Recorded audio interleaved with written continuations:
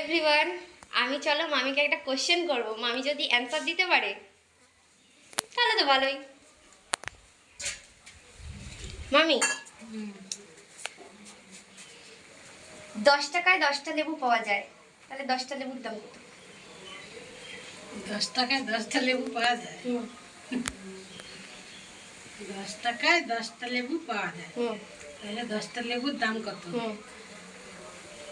10টা লেবু 10 টাকায় 10টা লেবু পাওয়া গেলে তাহলে 10 টাকায় 10 টাকাই হয়। ওইটাই আমি বলছি। দাঁড়াও, দিদুনকে বলবো। দিদুন কি বলে দেখি। দিদুন, এদিকে শোনো, একবার এদিকে ঘোরো না, একবার ঘোরো, আসো না একটু, 1 সেকেন্ডের জন্য। বলো, তুমি বলো, 5 টাকায় 10টা লেবু পাওয়া গেলে 10টা লেবুর দাম কত? 5 টাকায় 10টা? তাড়াতাড়ি বলো। লেবুর দাম 5 টাকা। ঠিক তো? 5 টাকায় 10টা? না না, ভুল। কি তাহলে কত?